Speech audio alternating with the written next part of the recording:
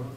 Donc vous avez en principe un exemplier avec simplement 4 pages, essentiellement avec quelques textes en traduction.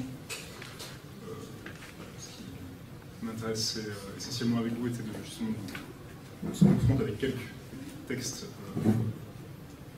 empruntés à cette tradition indienne médiévale, ancienne médiévale, qui sont susceptibles de nous apporter quelques éléments supplémentaires sur cette question des rapports entre langage et esprit. Donc, je n'essaie pas du tout de balayer l'ensemble du sujet, simplement de donner quelques éléments introductifs. Donc, je vais procéder, comme vous voyez au début de l'exemplier, de manière un petit peu similaire à ce qu'a fait Valérie ce matin, simplement de manière peut-être un petit peu plus brève. Donc je vais commencer par quelques remarques préliminaires sur les théories indiennes du langage, avec lesquelles je suppose la plupart d'entre vous ne sont pas particulièrement familiers. Et donc, ensuite, on entrera un petit peu plus précisément dans le cœur du problème.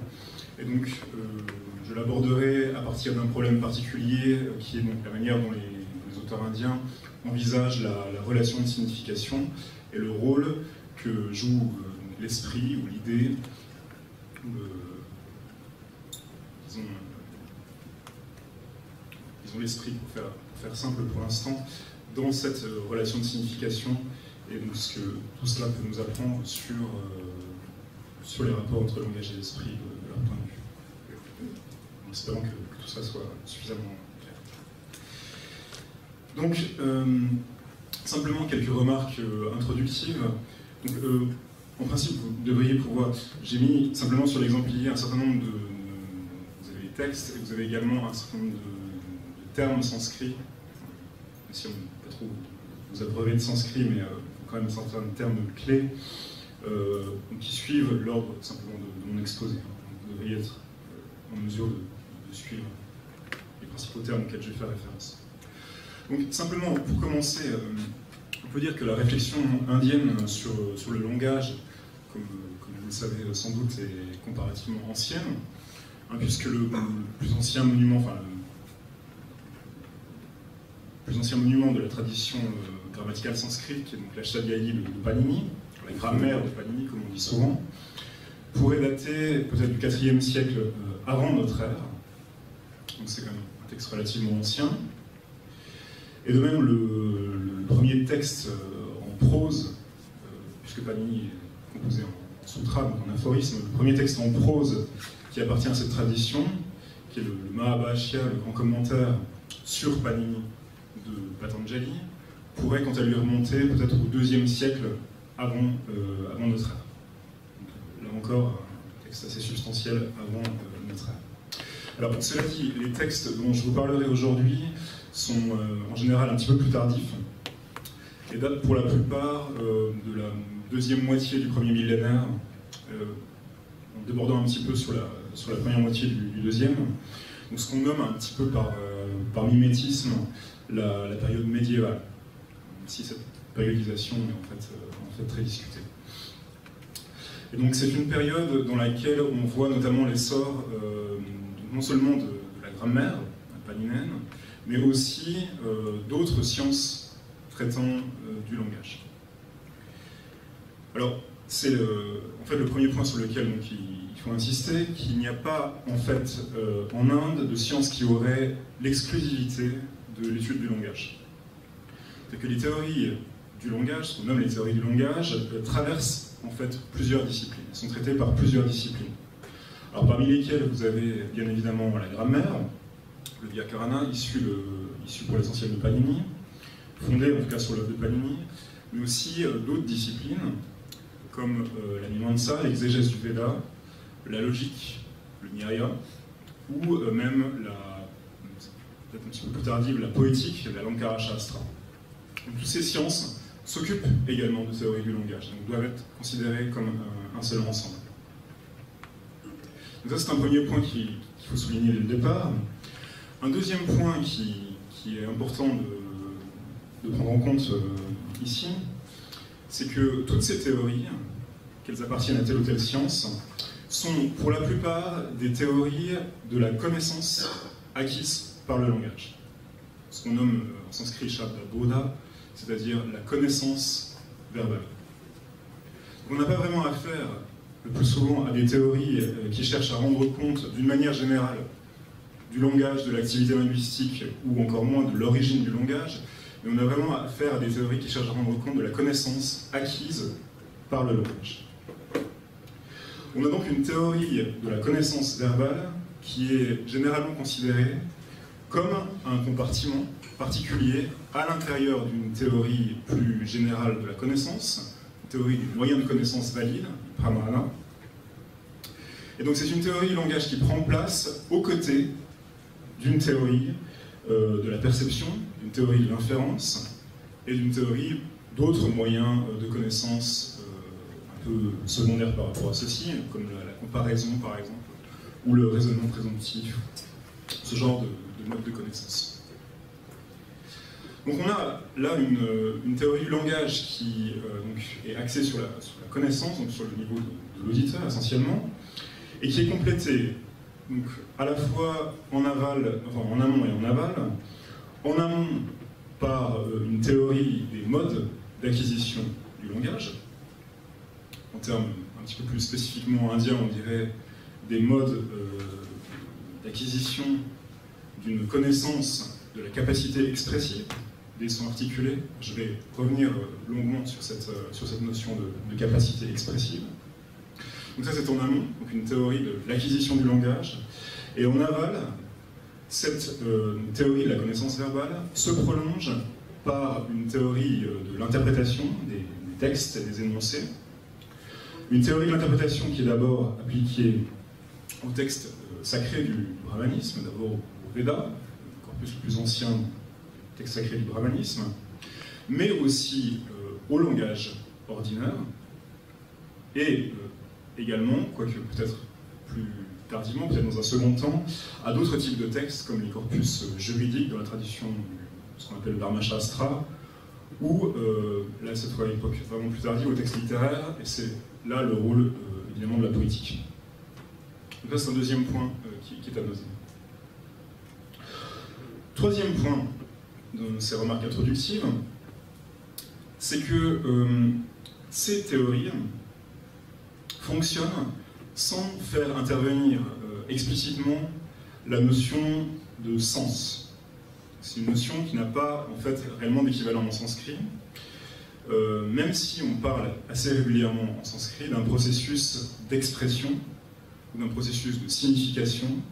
Vous avez ici les termes abhidha qui signifie très précisément l'expression, abhidha vritti qui signifie l'activité expressive, ou abhidharana, qui est plus ou moins équivalent d'abhidha.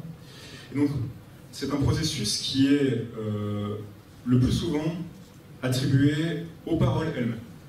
Ce n'est pas un processus qui est attribué au locuteur, mais c'est un processus qui est attribué aux paroles elles-mêmes, et pas aux personnes qui les utilisent. Donc, en d'autres termes, c'est là qu'on montre un petit peu plus dans le vif du sujet, donc les termes en présence. Lorsque les théoriciens indiens s'efforcent de rendre compte de ce qu'on nomme la signification, ce sont donc, si vous voulez, trois termes. Donc, le premier terme sont évidemment les paroles qui sont considérées, donc shabda, les paroles qui sont considérées sous leur aspect physique, c'est-à-dire des suites de sons articulés qu'on nomme varna. C'est un terme qu'on rend habituellement par phonème, même si ça pose toute une série de problèmes dans lesquels je ne vais pas rentrer ici. Donc, premier élément, les paroles, les shabdas, paroles qui sont organisées en fonction de différents niveaux. Donc, le premier niveau étant le niveau du phonème, ou du son articulé, varna. Deuxième niveau étant le niveau du mot, pada. Ensuite, on compose, à partir des padas, la phrase ou l'énoncé, vakya. Et enfin, le niveau du texte, qui est rarement considéré pour lui-même, et qui est parfois considéré pour lui-même, notamment par les poéticiens. Alors là, on a tout un ensemble de termes pour le désigner, le plus courant étant prakarana, qui signifie traiter tel contexte dans certains cas.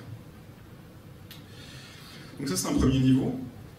Le deuxième niveau auquel correspondent ces paroles en tant qu'objets physiques sont les objets matériels, arta, qui sont l'objet principal de mon intervention aujourd'hui. Autrement dit, les choses, basto.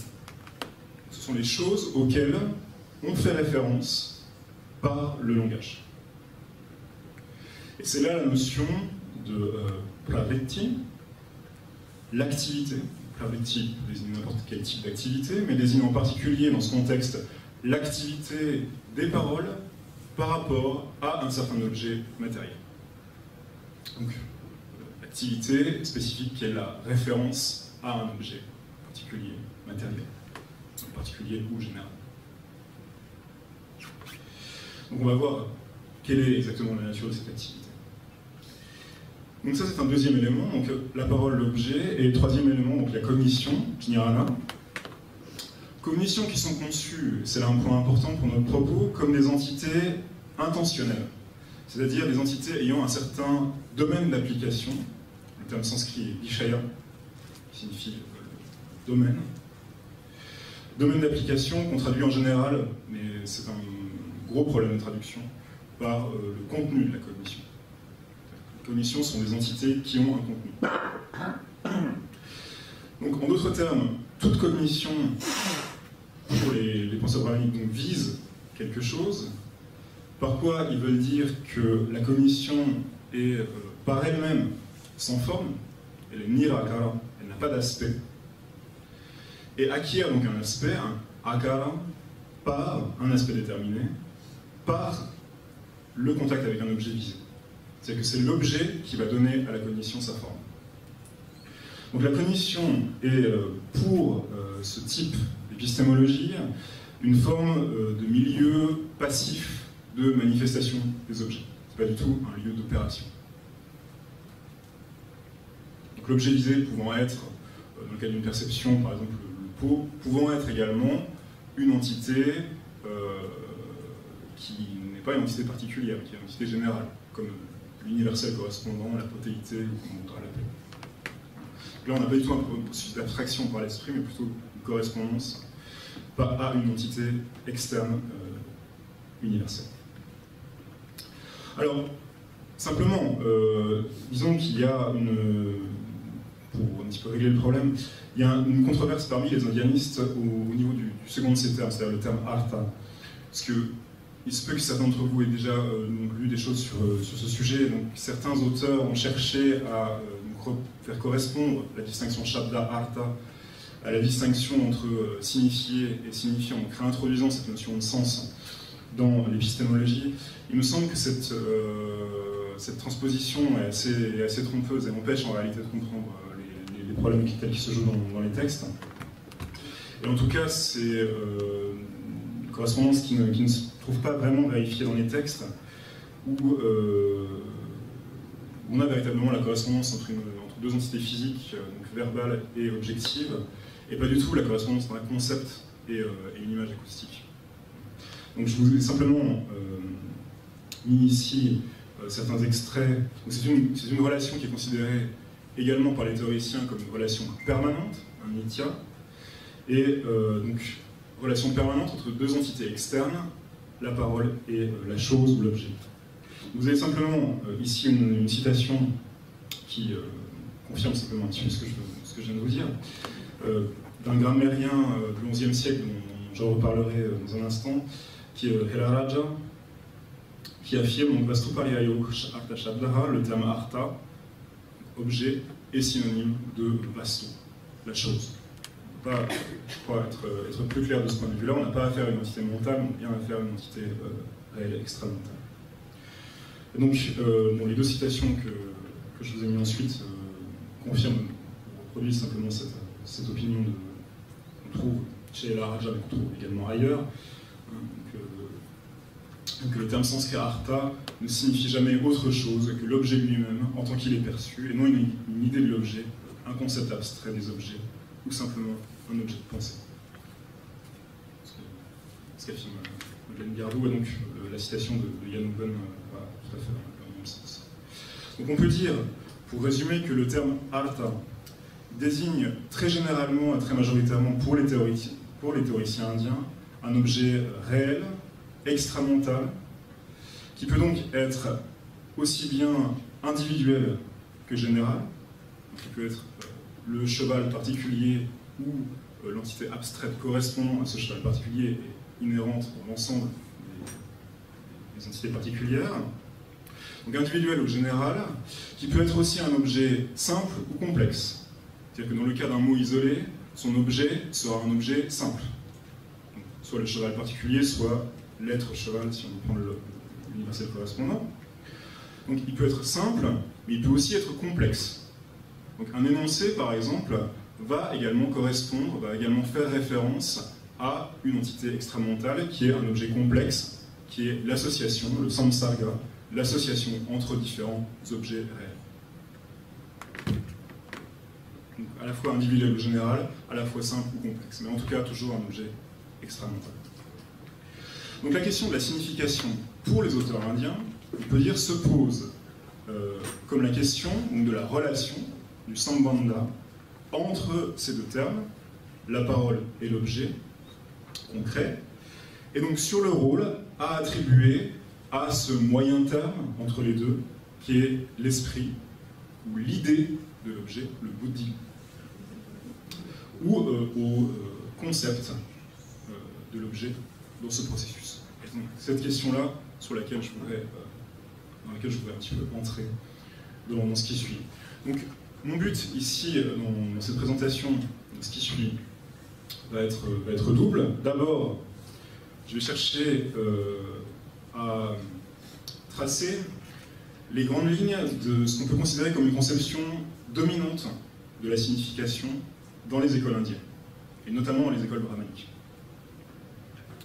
Donc une conception dominante qui est basée sur la notion que j'ai déjà évoquée auparavant de capacité expressive, shakti ou samarthya. On va revenir là-dessus. Donc ça c'est une première chose. Et deuxièmement, dans un deuxième temps, je voudrais considérer un petit peu les limites de cette conception dominante, une certaine brèche dans cette conception dominante, et considérer un certain nombre de cas particuliers ou de critiques adressées à cette conception largement majoritaire. Donc commençons par poser cette question de la relation de signification, donc la notion de capacité expressive. Donc, quelle relation, quel type de relation unit la parole à son objet? Et la parole peut-elle, par cette relation, donner accès à des objets spécifiques, objets qui éventuellement seront inaccessibles à l'observation, à la perception ou au raisonnement, à l'inférence. Donc vous voyez que ce débat, il a évidemment une dimension philosophique et linguistique.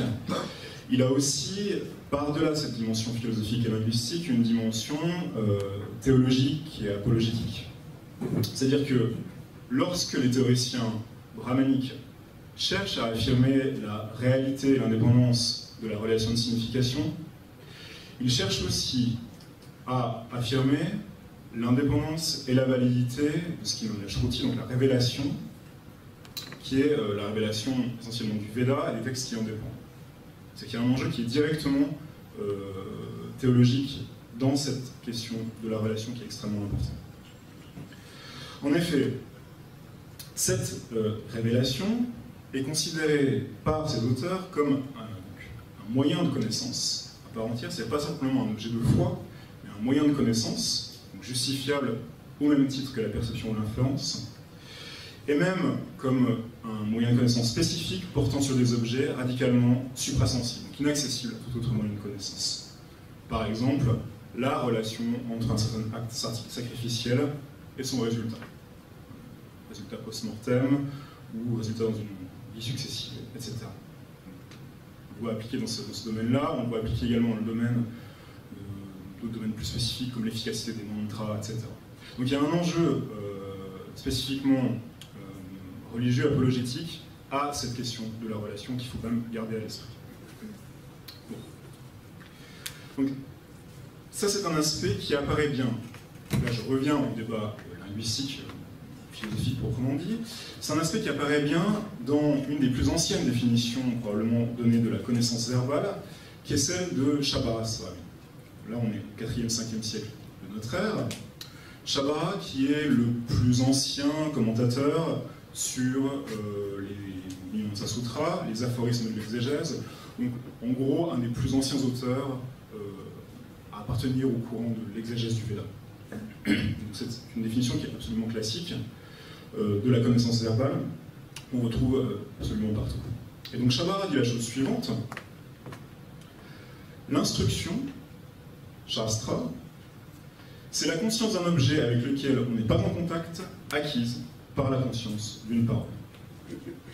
L'instruction, c'est la conscience d'un objet, acta, avec lequel on n'est pas en contact, inaccessible au sens, au raisonnement, acquise par la conscience d'une parole. Donc là, on retrouve le Shabara. Donc c'est principalement comme un développement sur cette réflexion sur la validité de l'instruction par les textes sacrés que les penseurs brahmaniques vont développer dans les siècles qui suivent une théorie de la connaissance verbale et du langage en général. Donc l'enjeu pour ces penseurs brahmaniques est essentiellement de deux ordres. Pour eux, il s'agit essentiellement de réfuter deux types de thèses. D'une part, ils vont chercher à contrer ceux qui nient l'existence d'aucune relation réelle entre la parole et l'objet. Catégorie de penseurs qui considèrent qu'il n'y a pas de relation entre la parole et l'objet. On va en voir des exemples par la suite. Donc ça c'est une première catégorie. Deuxième catégorie, les penseurs qui nient la spécificité de la relation de signification. C'est-à-dire qu'ils considèrent que cette relation, elle existe, mais elle peut être assimilée à d'autres types de relations, en particulier les relations qui sous-tendent un processus d'inférence. Donc relation de causalité, relation d'identité, qui permettrait, à partir de la parole, de procéder de manière inférentielle, et donc qui nie que la parole soit dans une relation particulière avec l'objet, et donc puisse faire connaître des objets inaccessibles à d'autres moyens de connaissance. Donc les penseurs brahmaniques cherchent à contrer ces deux types de thèses, qui nient la réalité de la relation et l'indépendance de la relation. En effet, c'est en montrant à la fois la réalité et l'indépendance de la relation, de la parole aux objets extérieurs, qu'on peut montrer que cette dernière s'accorde avec le réel et donc constitue en elle-même un moyen de connaissance. Le problème de base est assez bien expliqué, je crois, par le premier texte un peu long que vous avez sur l'exemplier, donc qui est un texte d'un auteur qui s'appelle Moksha Karagupta, dont vous n'êtes pas obligé ni de connaître, forcément de retenir le nom, mais qui a l'avantage de bien présenter les idées, un certain nombre d'objections qu'on trouve déjà, mais de manière un petit peu plus cryptique, chez les grands logiciens plus anciens, que sont Dignaga et Dharmakirti. Vous avez les noms sur l'exemplier, donc 5e siècle et 7e siècle, peut-être fin du 6e, qui sont les grands penseurs, grands logiciens bouddhistes, donc qui présentent l'argumentaire de base contre la relation de signification. Donc là, j'emprunte simplement un texte à cette Tarka Bhasha, cette langue de la dialectique, donc ce petit traité didactique de Moksha Karagupta. Alors, voyons ce que dit Moksha Karagupta. Donc, essentiellement un argumentaire contre la réalité de la relation. Il y a la chose suivante. Quant à la connaissance acquise par la parole, elle ne saurait être admise comme valide que si elle s'accordait avec un objet externe. Et cet accord ne peut exister sans une quelconque relation. Mais il n'existe aucune relation entre la parole et un objet externe. En voici la raison. S'il existait une relation entre la parole et son objet, il ne pourrait s'agir que d'une relation d'identité ou de causalité. Or, parmi elles, il n'existe entre la parole et l'objet aucune relation d'identité. Car ces deux choses, la parole et l'objet, apparaissent comme entièrement différentes l'une de l'autre. En effet, être identique, cela signifie être une seule chose. Si on admettait l'identité de deux choses distinctes, même une vache et un cheval seraient une seule et même chose. Une relation de causalité est tout aussi impossible entre la parole et l'objet, car on n'observe ni leur coprésence, ni leur coabsence. coprésence et coabsence étant les deux moyens de lier deux entités dans le réel, dans une relation de causalité. On peut donc dire qu'il y a entre eux une relation de causalité. En effet, on observe qu'un pot, par exemple, est produit d'une motte d'argile avec un bâton, d'eau, etc., par un potier avec sa roue, c'est-à-dire par sa cause propre, sans dépendre aucunement d'une opération de la parole. Alors qu'un mot, pour sa part, est produit par l'opération du palais et autres points d'articulation, en vertu de la seule volonté d'une personne, c'est-à-dire de la volonté du locuteur, même en l'absence d'aucun objet externe. Donc ici, les deux relations dont nous parle Moksha-Karagupta, c'est-à-dire identité et causalité, sont, notamment d'après les logiciens bouddhistes, les deux seuls types de relations existant entre des entités, et ce sont deux types de relations qui peuvent toutes deux donner lieu à des inférences. Donc, par exemple, on peut inférer par une relation d'identité qu'un certain objet est un arbre parce que c'est un pommier. Ceci est un arbre car c'est un pommier, car la propriété être un pommier implique nécessairement la propriété être un arbre. On pourrait dire quasiment analytiquement. Bon, de la même manière, on peut inférer son causalité lorsqu'on voit un certain effet, par exemple fumer sur la montagne, comme exemple typique, la présence de la cause sur la montagne, le feu.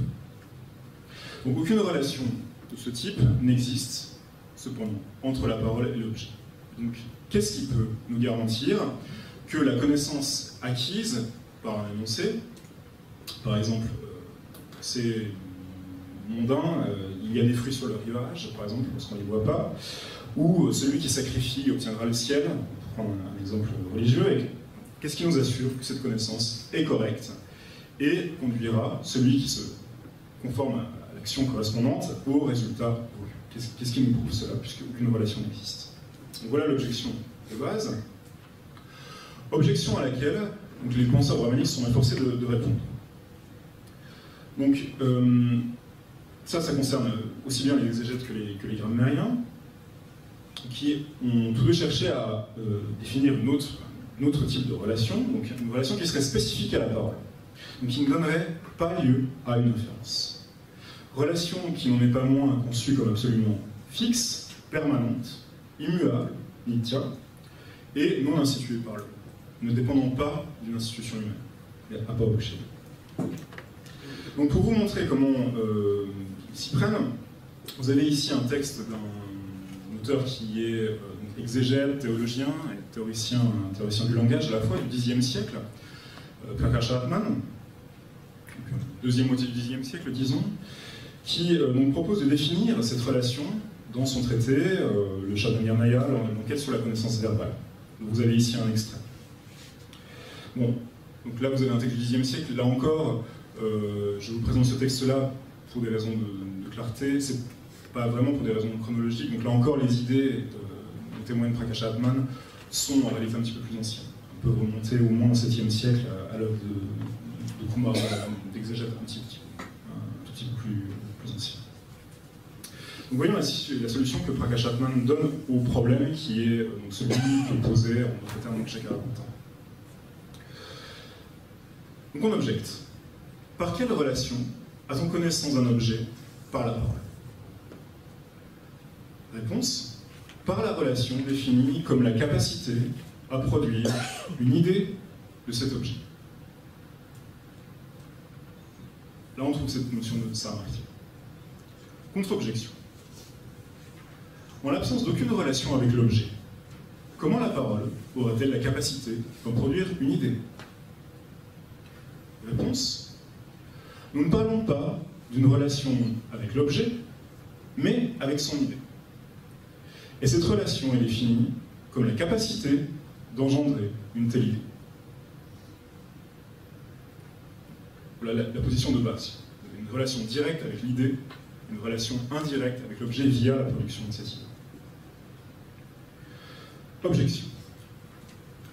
En l'absence d'aucune autre relation avec l'objet, celle dont on vient de nier l'existence, comment la parole serait-elle capable d'en produire une idée? Réponse: tout comme le feu a la capacité de produire la fumée. En effet, il n'y a pas pour ce faire d'autre relation que sa capacité à la produire. On propose. Dans ce cas, le feu en lui-même est la cause. Il n'existe aucune capacité. Réponse. Si même ainsi, la fumée est produite par le feu, pourquoi l'île des objets ne serait-elle pas, elle aussi, produite par les mots? On propose. On objecte. La production de l'effet qu'est la connaissance exige une autre relation, mais pas celle d'un effet en général. Donc là, l'insistance est sur la connaissance. C'est-à-dire que la relation qui produit la connaissance nécessite une autre relation, mais pas la causalité en général. Réponse, non. Dans le cas de l'œil, on ne constate pas d'autre relation que la capacité à produire une idée de l'objet. Objection. L'idée de l'objet, acquise par une entité connue, est conditionnée par la connaissance d'une autre relation.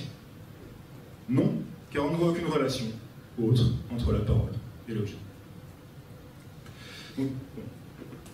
La fin du texte peut paraître un peu compliquée.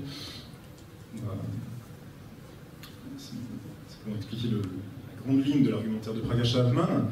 Donc vous voyez que dans ce texte, en tout cas, Prakash-Hartmann cherche à établir l'existence d'une relation réelle et naturelle entre la parole et son objet. Voilà l'exemple de la relation entre le feu et la fumée.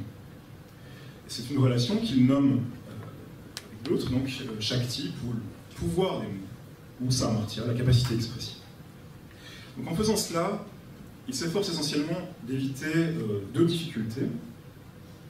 Donc d'une part, l'idée de la difficulté que constituerait, de son point de vue, l'idée d'une relation directe de la parole avec l'objet, qui pourrait justifier la réduction de la parole à l'inférence. C'est un premier écueil, et d'autre part, la réduction de la relation de signification à la seule relation entre la parole et l'idée, entre la parole et la connaissance, puisque cette réduction couperait la parole de tout lien au réel. C'est précisément ce qu'on cherche à éviter. Donc, Prakash-Hartmann adopte, comme vous voyez, un modèle à trois termes qui implique deux types de relations distinctes, comme l'exprime bien ici Akhandananda, qui est un auteur largement plus tardif, commentateur, qui ne fait qu'expliciter ici l'opinion de Prakash-Hartmann, qui est l'un des principaux commentateurs sur son œuvre, dans son Tattvadipana, qui est un commentaire effectivement sur l'œuvre de Prakash-Hartmann. Donc Akhandananda affirme bien cette double nature de la relation en disant « La relation entre la parole et l'idée de l'objet est d'engendrant à engendrer. La relation entre l'idée de l'objet, l'idée et l'objet est de contenant à contenant. » Telle est la relation entre la parole et l'objet qu'on a pouvoir d'aimer. Vous voyez qu'une parole, dans ce modèle, vise essentiellement, lorsqu'elle est prononcée un objet réel, c'est-à-dire le cheval individuel par exemple, ou dans l'hypothèse privilégiée par les exégètes contre les logiciens, l'universel correspondant, l'être cheval. Et c'est donc là le sens de la relation de contenant à contenu, dont on parle à Akhandananda. Mais, et c'est là le point important, cette parole ne réfère pas à l'objet directement, mais simplement par l'intermédiaire d'une idée, buddhi, idée qu'elle produit en vertu d'un pouvoir ou d'une capacité qui est naturelle. Donc cette capacité, elle est inhérente à la parole, exactement comme la capacité de brûler est inhérente au feu. Donc dire qu'une parole exprime ou signifie un objet revient à dire, du point de vue de Prakash-Hartmann, des exégètes en général, qu'une parole est par nature la cause d'une idée ayant un certain objet pour contenu, donc ayant la forme de l'objet. Simplement, pour terminer sur cette partie, un mot sur l'exemple de l'œil, on aura besoin par la suite. L'exemple de l'œil qu'on retrouve ici est un exemple vraiment extrêmement classique dans ce contexte, qui pose tout un nombre de problèmes. Exemple qu'on trouve déjà exprimé chez Bhartrihari, qui est le principal représentant de la grammaire paniméenne à cette époque, un auteur du 5e siècle.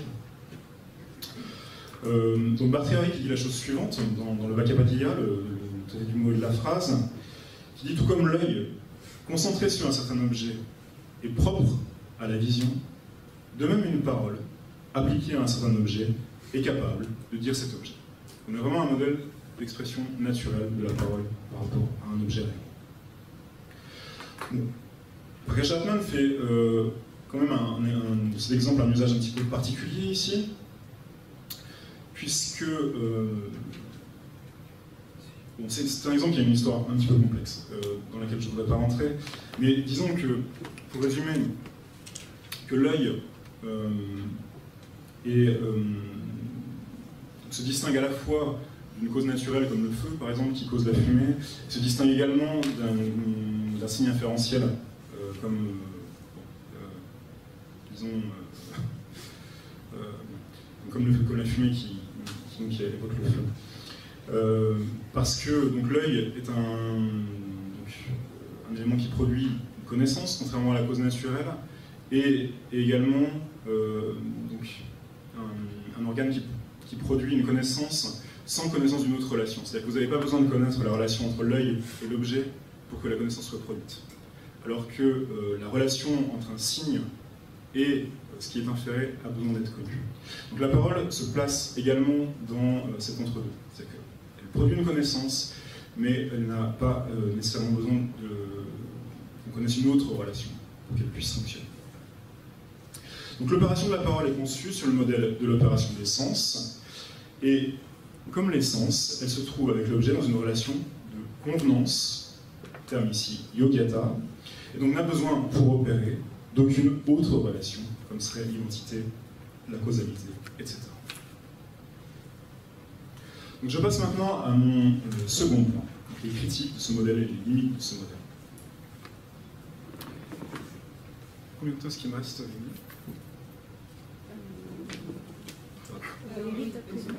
c'est à 15h10 la prochaine. 15h10, parfait.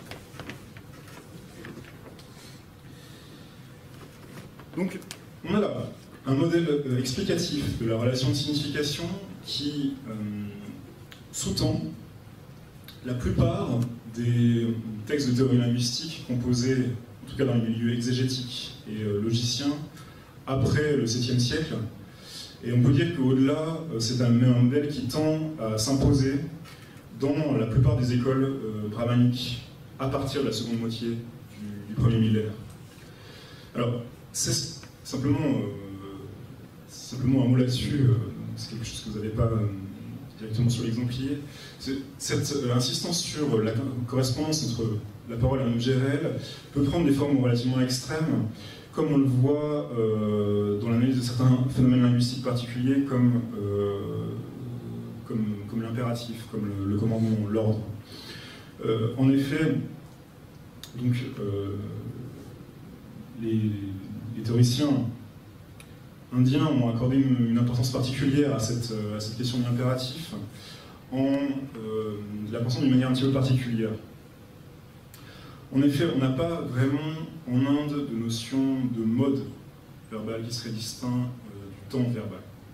Mais on a simplement, donc, dans la prescription par Panini des différents suffixes verbaux, une suite de suffixes qui ne sont pas distingués selon cette position.